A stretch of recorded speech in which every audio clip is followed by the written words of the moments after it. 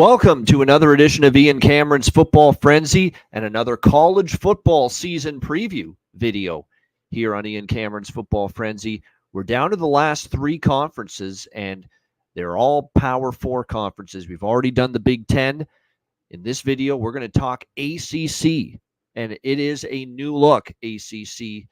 We welcome in some West Coast flavor with the likes of Stanford and California coming into the ACC this year as part of this crazy new world of realignment in college football. And, of course, SMU also finding its way into the ACC this year. So a lot of new faces, and it's going to make things rather interesting here in the ACC heading into the season. As always, we'll go through every single team and preview the upcoming season for each team in alphabetical order from a betting perspective, and we will begin with the Boston College Eagles. This is a program looking to turn things around. There's been some tough seasons here at BC here the last couple of years, and a new head coach has been enlisted to help the turnaround. Bill O'Brien, named the new head coach here of Boston College, entering this season. Bring back Thomas Castellanos at quarterback, very athletic quarterback, at times very good playmaker, able to make throws, good throws, but also had issues with decision-making and turnovers last year, 14 interceptions. Terrific as far as mobile quarterback, though, over 1,000 yards rushing, 13 rushing touchdowns. But he does have to work on his accuracy, does have to work on his decision-making. That is most assuredly an area where Thomas Castellanos has to improve. Kai Robichaux's back at running back this year for the Boston College Eagles. They've got Lewis Bond, their top receiver, returning as well. They actually hit the transfer portal in a decent way as far as receivers as well. So there's definitely some talent, and there's some skill position pieces to work with here for Bill O'Brien, an offensive-minded head coach, of course, offensive coordinator previously with the Patriots in the NFL. 3 starting offensive linemen back. This is an offense that kind of sputtered last year. It's an offense that actually I think could be better this year and take some strides forward. There's pieces in place. There's a returning experienced quarterback. There's your starting running back, your top receiver back. There's 3 starting O-linemen back. So there is definitely a lot here that says, wow, Boston College's offense could be better. Will they be better on the defensive side of the football because they had some problems there? But 8 starters are back. The problem is, even though you look at that and say, wow, 8 starters back, 2 of the guys gone are 2 of their best players, 2 of their leading tacklers on that side of the football. So that will be something that Boston College will have to overcome this season. And when you look at the schedule, look, it's tricky. They're going to open the season with Florida State, Labor Day Monday night, a Florida State team that, as of this recording, opened the season 0-1 with that loss to Georgia Tech in Ireland. So they'll be chomping at the bit. Then they host Duquesne. And after that, at Missouri's a tough game. Home game versus Michigan State, home game versus Western Kentucky. Those are winnable, as is the game at Virginia. Then you got at Virginia Tech. You got Louisville. You've got what should be an improved Syracuse team at SMU, North Carolina, and Pitt to end the season. So we'll see how it goes. I did not bet Boston College's win total. I lean over 4.5, but I don't know if the schedule is going to open up 5 wins for them.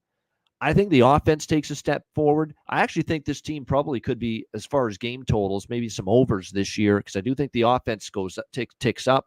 I'm going to have to wait to see if the defense improves, because we know that group was below average last year. They do lose their top 2 tacklers. But when I look at this Boston College team, can they get to 5 wins? I think it's going to be close. The schedule is not the easiest, so that's why I didn't pull the trigger on it, but I certainly would still lean over, because I do think there's going to be some potential for maybe Boston College to be maybe a little bit better than people think. And look, I'm not the biggest, and I've never have been the biggest Bill O'Brien fan. Let me just point that out right now, make it crystal fucking clear. I've never been a huge fan of his, but I think the cupboard, or the table's set here for Boston College maybe to be a little bit better than people think. So we'll lean a little bit to the over 4.5. Maybe look for some spots to back BC throughout the course of the season. And I think their game totals, we could see some overs, because I think their offense takes a step, maybe not just one step, maybe a couple of big steps forward as far as improvement. But I think the defense could still be lagging behind just a little bit. All right, the California Golden Bears next up. Of course, they come over from the Pac-12. Fernando Mendoza off a pretty solid freshman season. Again, though, someone that did turn the ball over a bit too much, but Fernando Mendoza, 14 touchdowns, 10 interceptions last year. A terrific running back in Jaden Ott. There's definitely no issues there. He's a phenomenal back, over 1,300 rushing yards last season for Jaden Ott. He's a very good running back for this team. They do lose their top receiver from last year. Only 2 starters back on the offensive line. An offense last year that actually was pretty solid, 30 points per game, 35th in the country. They do have that personnel changes at the O-line to deal with. Having only 2 starters back isn't ideal. But you look at the Cal offense, it was solid. Mendoza was a pleasant surprise. You got to think year 2, he's going to be able to continue to improve and continue to be a solid at the position. Now, they do have a new offensive coordinator this year, so maybe there's a little bit of a learning curve here, but we'll see about that. Justin Wilcox, of course, mainstay now. 8 seasons already for him as head coach at Cal. Defense last year, as early in Justin Wilcox's tenure here at Cal, the defense was the strength. I mean, they had a pretty good defensive team. We've just seen this defense really decline the last few years, and it's going to be interesting to see if Justin Wilcox can get it back on the beam again, and he's going to have to, because last year they give up 34.1 points per game, and there really wasn't an area of that defense that played all that great. And when you look at it, 2 leading tacklers are gone. Now, the leader in sacks is back for Cal, which is big, but I think when you look at it, still that defense is definitely still room for improvement. You look at Cal's win total, 6.5. I have a hard time trusting them to be a 7-win team. I mean, they have to be 7-5 to go over that win total. I'm not sure that kind of a season is in the cards for this team, quite honestly. You look at the schedule that Cal's got. They do play UC Davis first game, but then at Auburn, tough road trip. Home against an improved San Diego State team, and I like the hire there of Sean Lewis. At Florida State, Miami, Pitt, NC State. You've got some of the best teams in the ACC right there in that mix. Oregon State in a non-conference game. At Wake on the road. Syracuse improved. Stanford, their traditional rival, who's I think also an improved team. And at SMU, and I know SMU didn't look great in their first game against Nevada, barely surviving with the straight-up win, laying, almost 4 touchdowns, but you still have to like SMU's roster a little bit more on paper than Cal. So I just don't know if there's surefire 7 wins on that schedule for Cal. I do like Mendoza, though. I do like Jaden Ott. As long as they can shore up that O-line, they'll be able to move the ball. I am worried about the defense. Still think this could be an over team as far as game totals with them as well, but I have to lean under with where the win total is right now with Cal at 6.5. All right, next up, Clemson Tigers. And boy, there's a lot of different opinions I've read and heard from a lot of people about this Clemson team. We know there's been a little bit of a drop for them the last couple of years from that year in and year out perennial national championship contender status. Last year certainly was far from the best season for Clemson, not even sniffing the playoff picture by the time that season wrapped up. Cade Klubnik is someone that is really the microscope is really going to be on him this year. 19 touchdowns, 9 interceptions last year. The numbers weren't terrible, but it seemed like when they needed a drive, he was not putting it together. He still had a few too many mistakes.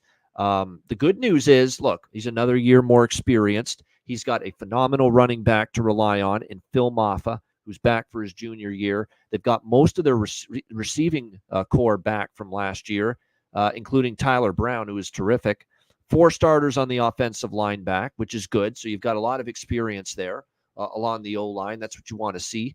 So there's definitely reason to think that Clemson's going to be better this year than a 26.8 point per game team last year, which only had them 59th in the country.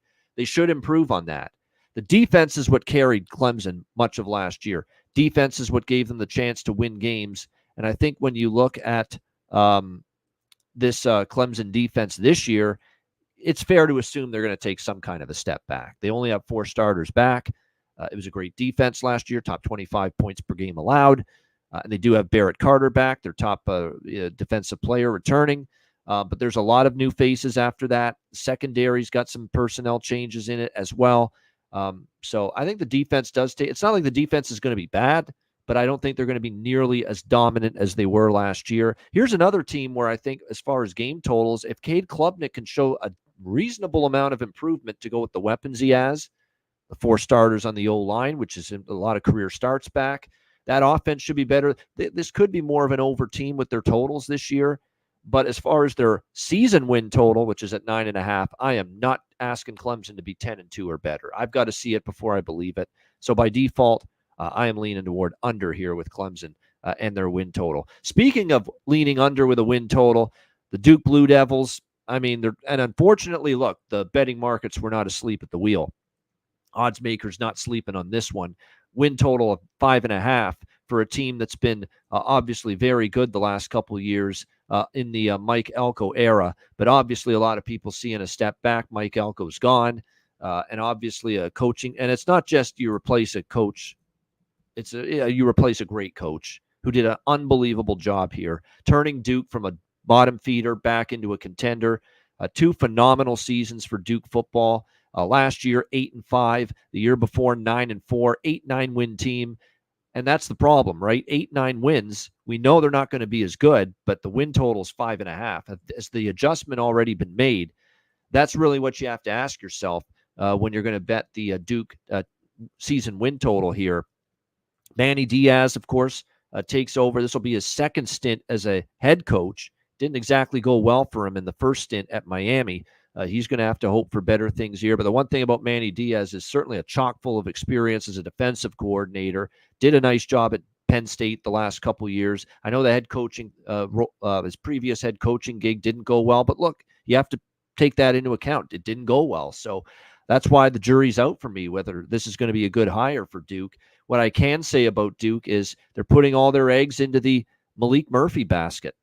You know, they went into the transfer portal. Apparently NIL monies came into play as to being able to get him to be the quarterback here, when it looked like initially we were looking at Grayson Loftus and Henry Beelan being the quarterback. But now it's Malik Murphy's job. A guy with, Texas recruit, highly thought of. Didn't exactly get the opportunity at Texas and didn't really play great at Texas. I mean, you look at the numbers, 71 pass attempts last year, 3 touchdowns, 3 interceptions, 56% completion rate. That ain't going to cut it. Just ain't. So he's got a lot to prove, but now he goes to Duke. He's going to be the undisputed starter. We'll see how he fares. There's still a lot of talent there. Can the offensive coordinator, Jonathan Brewer, be able to get the most out of that talent? He's a guy that comes over from SMU, where he was the co-offensive coordinator last year. So you would expect a decent amount of up-tempo, a little bit faster tempo, too, from this Duke offense, with him taking over the play calling this year after, Duke kind of slowed it down under Mike Elko. So they bring in Malik Murphy, but they have to replace their starting running back, their top wide receiver. Jordan Moore is back, which is good. But again, only one starter back on the offensive line. It's a concern. The defense was outstanding under Elko, but not only is Elko gone, but the great defensive coordinator that led that defensive turnaround, Tyler Santucci's gone. And already with one game of Tyler Santucci at Georgia Tech, look at that performance they had against Florida State. So that is a damn good coordinator. You can't expect that. That defense has to regress. That defense has to decline. It's not going to be 20 points per game, 18th in the country like last year, especially when you're replacing pretty much everybody in the secondary. The secondary is the big, big concern. Both starting corners and safeties are gone. So it's a complete and utter rebuild in the secondary. Anybody with a competent quarterback and a strong passing attack, they're probably going to be able to do some damage this year against Duke. So, look, Duke's going to be down. There's no doubt. I still would only look under. My one concern would be that, wow, there's already been the adjustment here down to 5.5, but you understand why that win total is as low as it is. And I would still maybe take a small shot with the under. I don't think it's going to be an easy first year for Manny Diaz here. Even with Malik Murphy and the prospects, maybe he could shock the world and be excellent here. It's still a tough schedule as well for Duke that they're going to have to overcome. When you talk about Georgia Tech, North Carolina, Florida State, SMU, Miami, NC State, Virginia Tech, I mean, it gets really tough down the stretch at Wake to end the season. So not an easy schedule at all for Duke. All right, Florida State Seminoles. As we're recording this, they lose their first game against Georgia Tech in Dublin, Ireland. people starting to get a bit concerned about Florida State now after that loss. It's going to be interesting to see how they can bounce back. DJ Uiagalelei wasn't phenomenal in that first game, and there's a lot of expectations bringing him in, a very experienced quarterback. I like the running backs, Roydell Williams and Lawrence Toafili. It's a nice duo. There are questions about who's going to be the step up and be the bona fide big play weapon at receiver for a team that had Johnny Wilson and Keon Coleman last year. Other than Ja'Kai Douglas, you got some question marks. Ikeem Williams, can he step up? Malik Benson step up? That's a concern. 2 starters on the offensive line returning for Florida State. And look, the people were saying this defensive line with 5 starters back was going to be every bit as good or better than last year. I don't get that, because you're taking away tons of NFL talent from that group with the loss of Jared Verse and Braden Fiske, and all of a sudden you've got to replace those guys. I just don't think it was reasonable to say that defensive line was going to be as good this year or better, certainly not better than last year's. And boy, in that first game, did we see signs of that. They got pushed around. They got just manhandled in the trenches, that Florida State defensive line, for a big part of that game and that loss to Georgia Tech. And that would be a concern of mine. We'll see how it goes here for Florida State moving forward. Obviously, they've got a game under their belt already. They'll try to rebound against Boston College on Monday night. But boy, oh boy, their win total, what was it? It was 9.5, and they're already got 1 loss on the board. You can only have 1 more loss if you had the over 9.5, and so it's tricky. But Florida State, not exactly the first game we wanted to see. And then the team they played, Georgia Tech, the Yellow Jackets, a team I have over 4.5 wins. I did take that. I didn't love it, but I thought at over 4.5, second year of Brent Key, knowing how good that offensive line was going to be for Georgia Tech. And I knew that people were saying that offensive line was going to be quite good this year. Maybe even one of the better offensive lines in the ACC. They showed it in that first game. They pushed around this so-called elite Florida State defensive line. That was great to see. The 4 starters back. They looked like the continuity and the chemistry was there. Jamal Haynes, a great running back. They've got some good receivers like Eric Singleton, Malik Rutherford. Haynes King looked solid. Now, he didn't push the ball down the field a ton. A lot of it was short to intermediate, and he ran with it a bunch. But he didn't make mistakes. It was efficient. And that's what you want to see out of Haynes King, who I think is going to have a pretty solid year at quarterback. The question was the defense, which was not very good last year. But what a hire. Tyler Santucci from Duke, the job he did on that with that rebuilding and making that Duke defense so much better. And we right away see it for Georgia Tech in that first game against Florida State. Big improvements. Pass rush was good. The defensive line held up.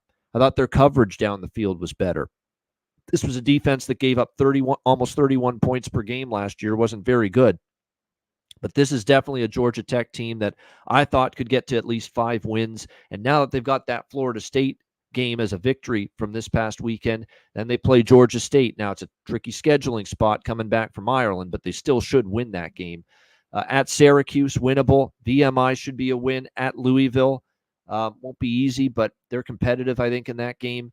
Duke should be a win at home. At North Carolina, I think those teams are closer to each other than people think. Notre Dame won't be easy. Virginia Tech on the road won't be easy. Miami won't be easy. NC State won't be easy. And Georgia won't be easy. So there are some tough games down the stretch. But they've got the 1 win. I think there's definitely at least maybe 5 wins on this schedule, and that's all they need to get over that win total. And I still think they're a bet-on team, especially in the underdog role. If you get them an underdog or a pick 'em, I don't know if this upcoming week is the spot against Georgia State to bet them, but Georgia Tech I still think is going to be a moneymaker this year, and they already proved it in their first game of the season, taking down Florida State over in Dublin, Ireland.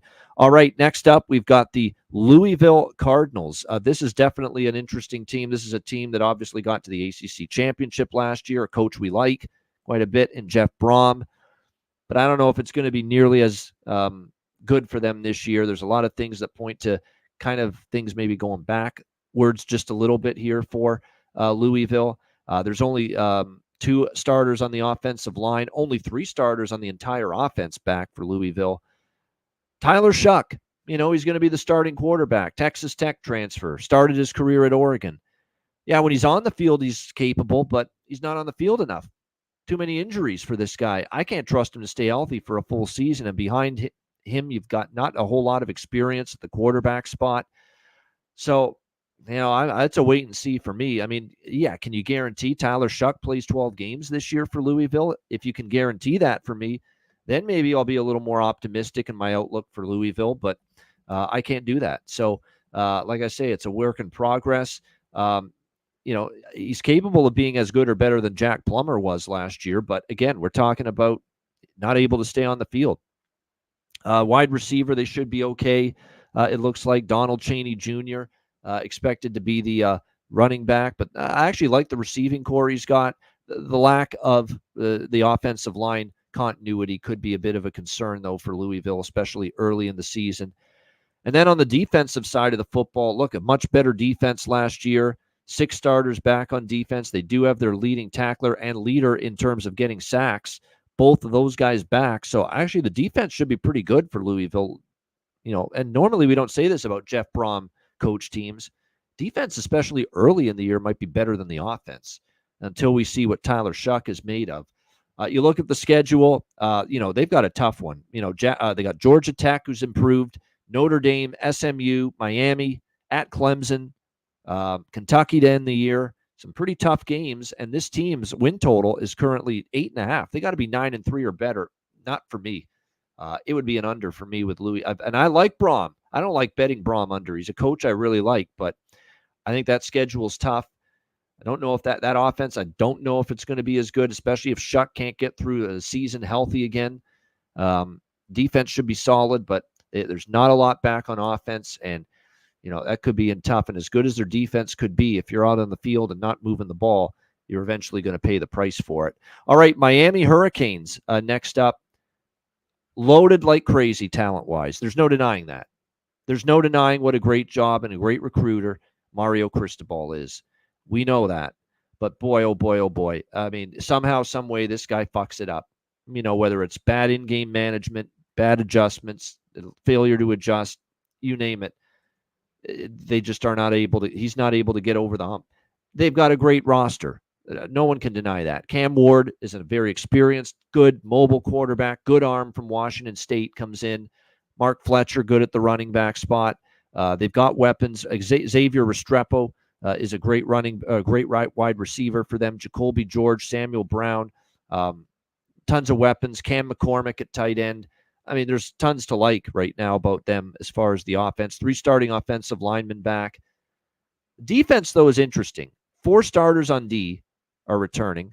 They do have their best player back, which is Francisco Mauigoa. But a lot of transfers starting in that defense this year.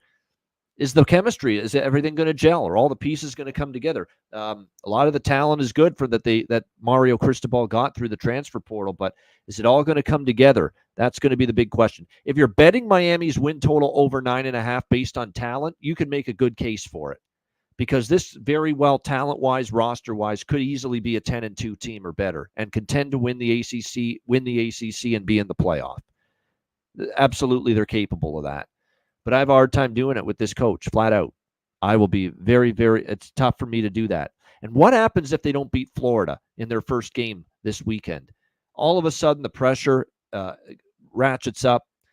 Mario Cristobal's name firmly on the hot seat. And if you look at their non-conference schedule, A&M and Ball State should be wins, but going to South Florida against an improved South Florida Bulls team is no picnic. They got to go at Louisville. They got to play Florida State, at Georgia Tech, who's improved, Wake Forest, at Syracuse. Schedule's not terrible, and the good thing is there's no NC State, there's no Virginia Tech, there's no Clemson. So you look at it, it's a manageable schedule here for Miami. But asking them to be 10-2 or better with Cristobal, I can't do it. I can't. I'm not betting under either. I'm neutral. I didn't touch the win total, but I'm going to have to see it before I believe it, because Mario Cristobal's had good teams. Go back to the Oregon days, and somehow not able to get the job done, not able to at least exceed or get to expectations. And that's something that would concern me here about Miami. All right, what doesn't concern me is the NC State, the Wolfpack. I like this team a lot. Dave Doran's been Mr. Consistent here as the head coach of this Wolfpack team. I love the get of Grayson McCall. transferring in from Coastal Carolina to be the new starting quarterback. Again, an injury-plagued season last year, but a nice add, especially when you had MJ Morris and Brennan Armstrong, two mediocre quarterbacks last year. Jordan Waters expected to be the starting running back, the Duke transfer. A nice get as well to add to that because, look, the quarterback was the leading rusher last year. It tells you all you need to know about the lack of the running back production. So Jordan Waters should help that. They've got a really good receiving core, Dakari Collins, Noah Rogers, and the big guy, of course, is Kevin Concepcion, who had a terrific season last year, 10 touchdowns, 4 starters back on the O-line, which is what you want to see. 5 starters back on a defense that, again, top 30 last year. They did lose their top 2 tacklers. Still a pretty good defense overall. Dave Doran's always crafted pretty good defensive units here with the Wolfpack. I like over their win total. I think taking them to win the ACC is a bet worth making. Them to win, even make the playoff at a plus price is worth making. They've got one of the most experienced starting quarterbacks in the country in Grayson McCall. Which is going to be an upgrade from anything they had. I like that they've got a healthy balance of good recruiting talent that they brought in and transfers to make them better. The offense should be a lot better than it was last year because that was certainly the area where they were a little bit sluggish.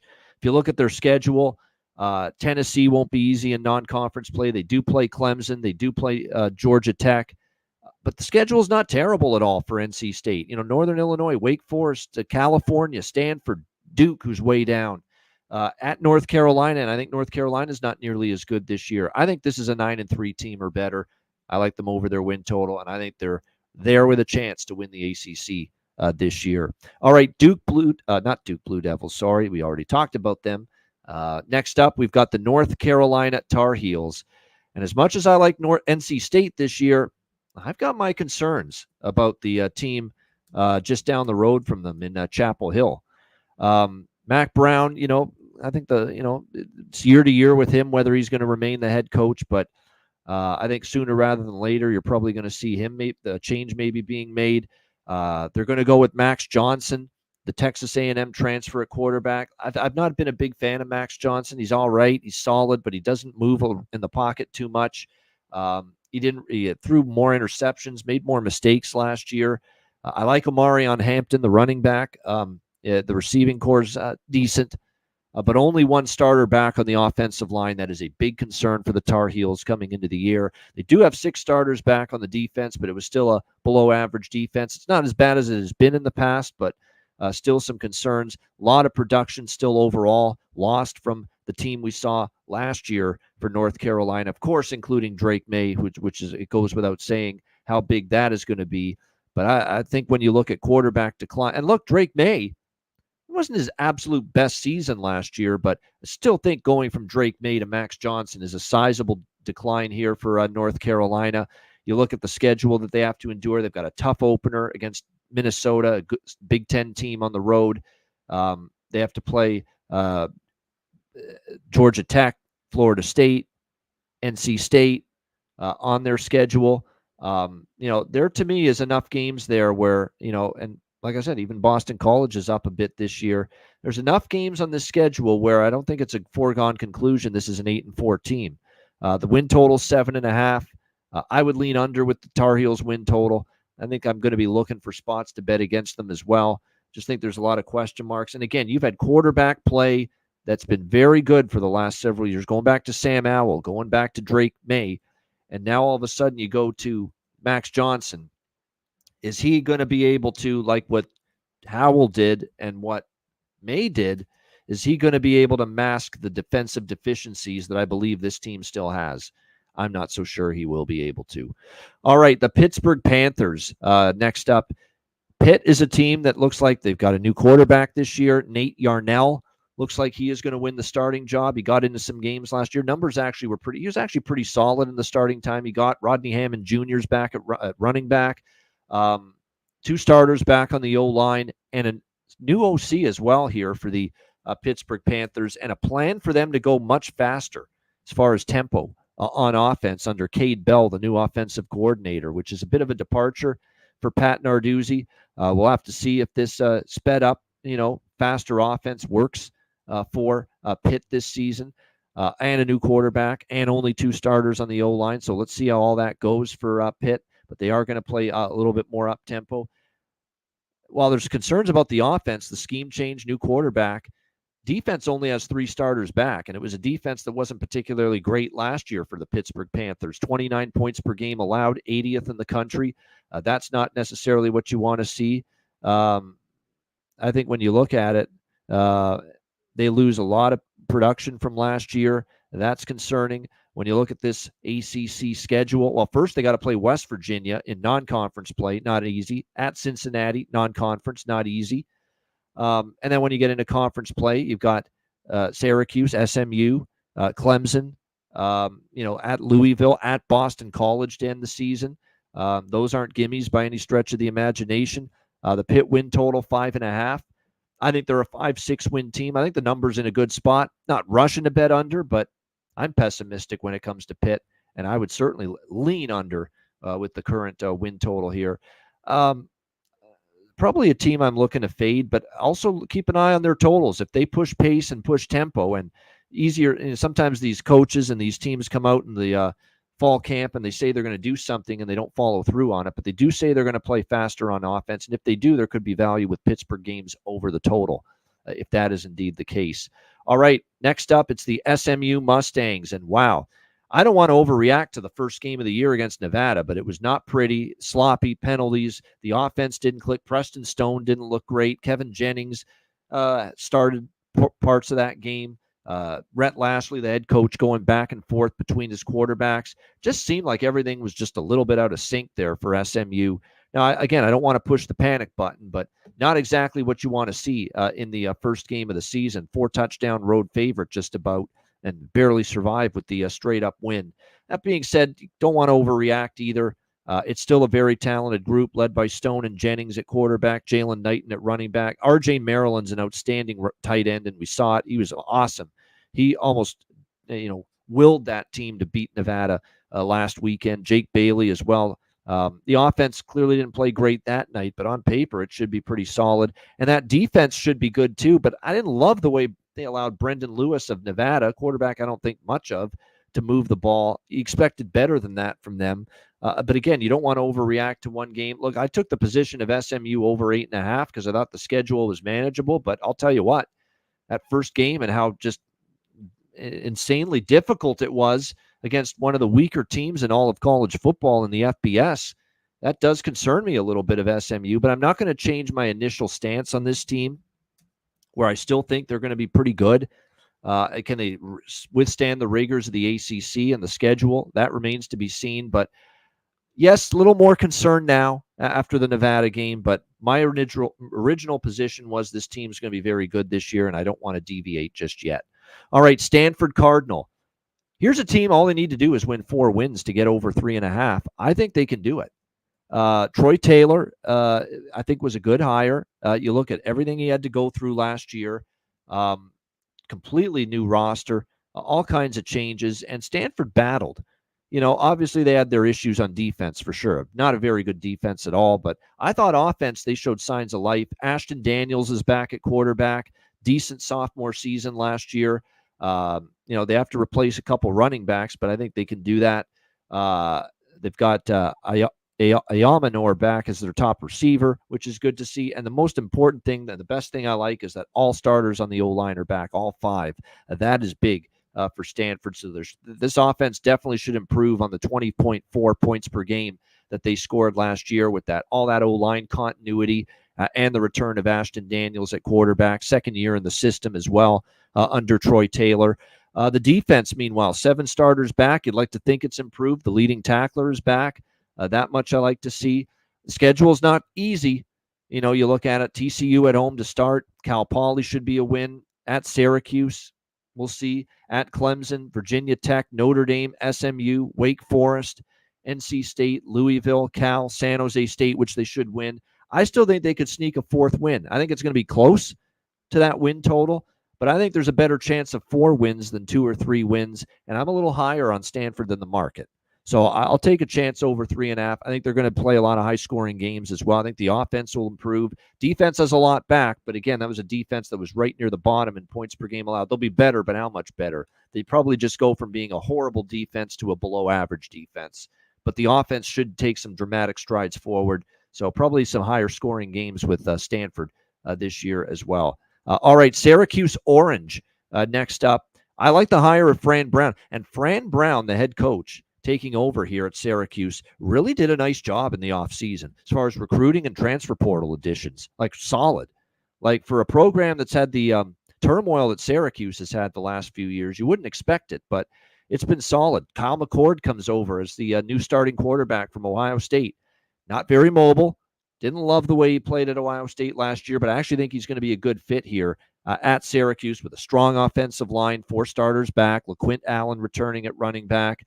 They've got a solid receiving core, a defense that last year a little below average, but they bring back 5 starters, including their leading tackler, which is good to see. And like I say, the Fran Brown hire is one that, as of right now, I like what they did here. This is a guy that was at Georgia under Kirby Smart the last couple of years as a defensive backs coach. You could talk about, wow, he goes from a defensive backs coach right to a head coach, no coordinator. But, you learn from a guy like Kirby Smart. You're on that staff. I think that says something about your ability to be a head coach. And I think, I like the job he's done in the offseason.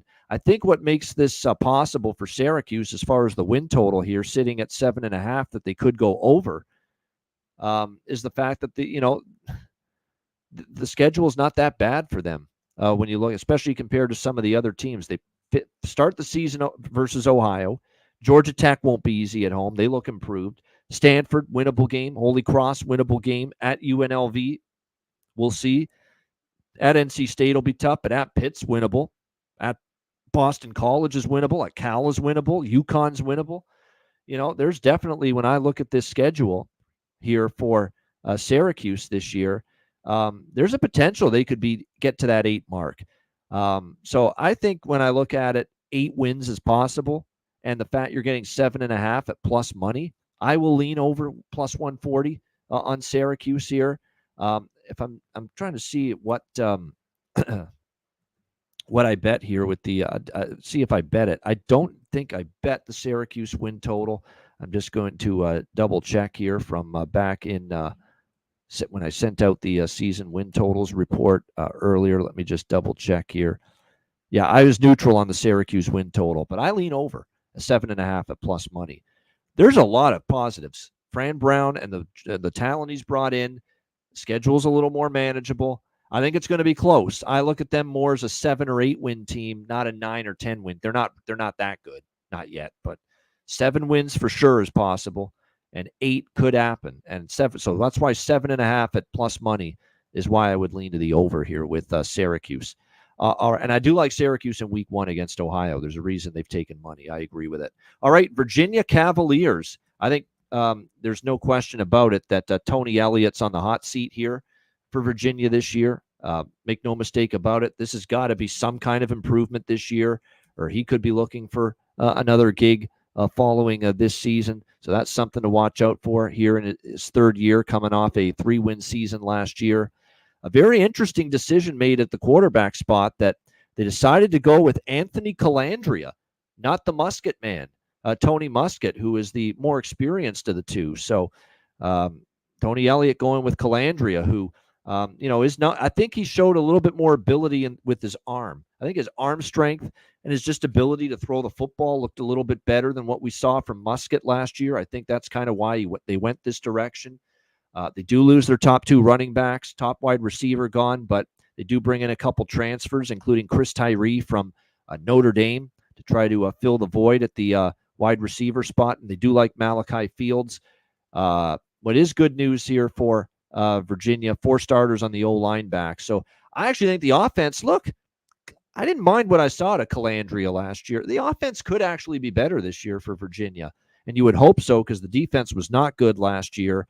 You don't know how much better they're going to be this year, but it's a brutal schedule, and they play good offenses. I'm not sure that defense is going to take a huge stride forward after giving up 35.6 per game 35.6 points per game, 121st in the country last year.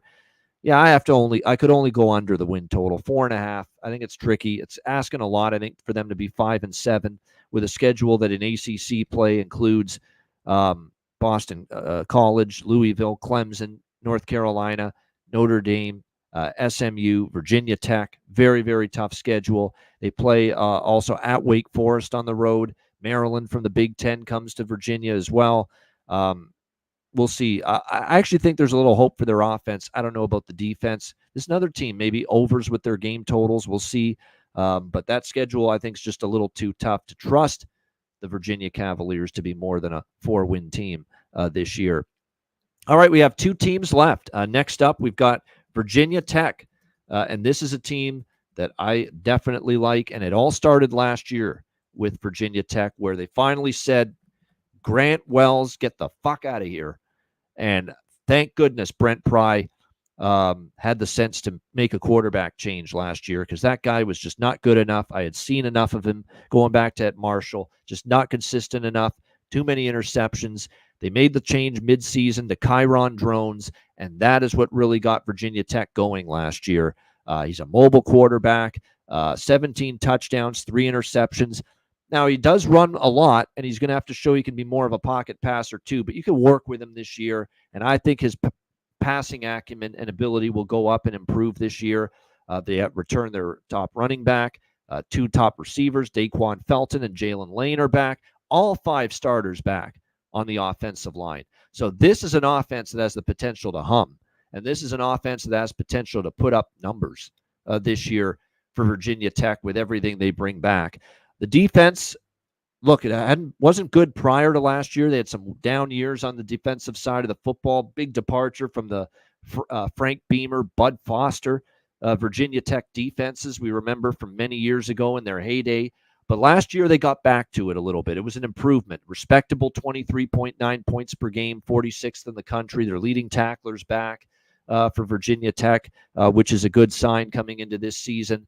Their win total's 8.5. This is now going to be the year 3 for Brent Pry. This is sometimes that year in the coach's cycle of being with the team that they make that big, gigantic leap. Now, the schedule for Virginia Tech, you look at it, they could beat Vanderbilt, Marshall, Old Dominion, Rutgers. I mean, they're looking at probably 4-0 to start the year.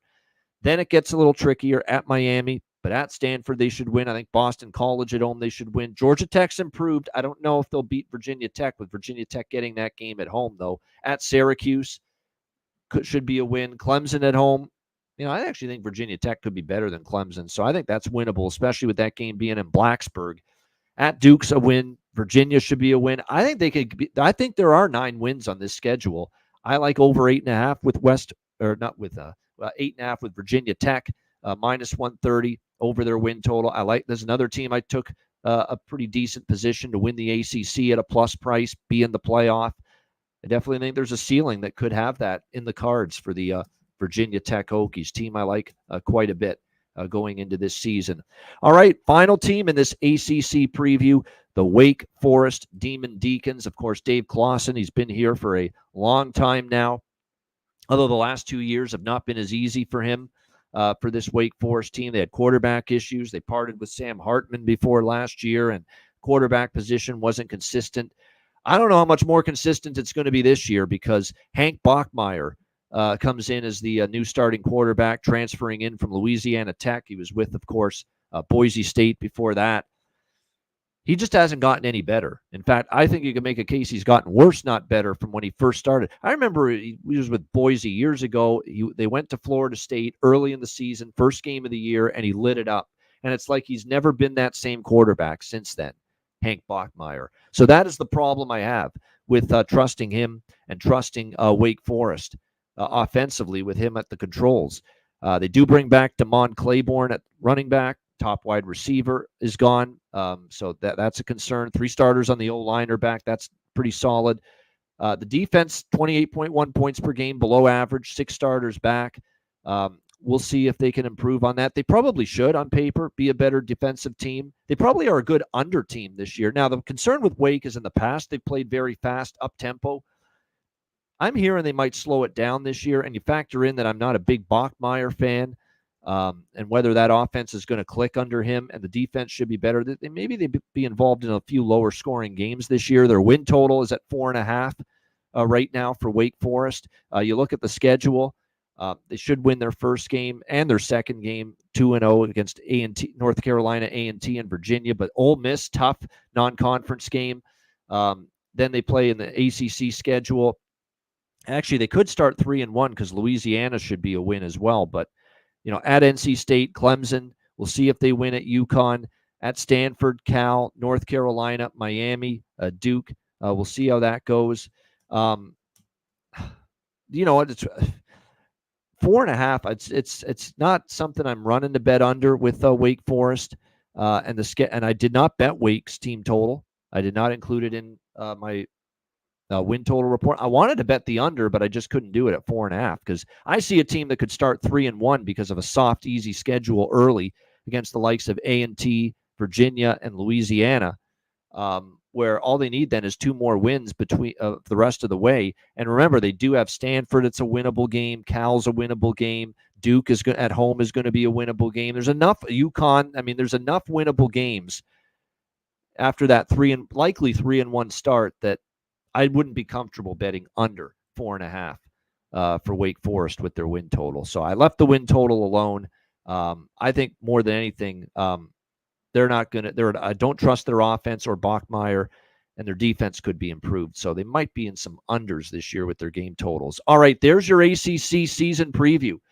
We appreciate it. We've only got a couple left.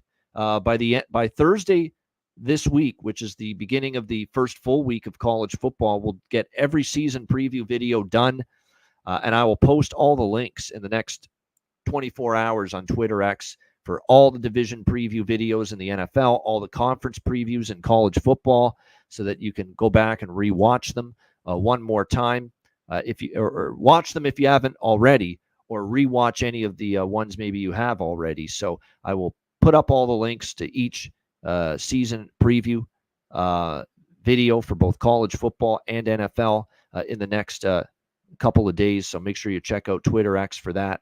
And make sure also you're watching Hitting the Books, the college football show every Monday with me and Connor Mack. And of course, Football Frenzy. Now, we will only have a college football show for Football Frenzy if I have a guest for that particular week. Most weeks, though, will just, if you want my college football thoughts, Hitting the Books should more than suffice with me and Connor Mack, because we go through the majority of the card on Saturday and all the weeknight games. But we will, of course, throughout the season have a Wednesday CFL, Ian Cameron's Football Frenzy show. That will continue. And a Thursday NFL, Ian Cameron's Football Frenzy show throughout the season. All right, my ACC season preview best bet. Let's get to it right now. It's a tough call for me. Over 8.5, NC State or Virginia Tech. I like them both. I think I'm actually getting more and more higher now. I'm starting to like NC State even more than Virginia Tech, quite honestly. Like, I really think that NC State team's pretty good. I think they can go over that win total. It's minus 140. Let's go with the NC State Wolfpack. Over 8.5 wins, minus 140. That will be my ACC season preview best bet. All right, that's a wrap. Thanks for tuning in. I'm Ian Cameron. This has been your ACC college football season preview video right here on Ian Cameron's Football Frenzy.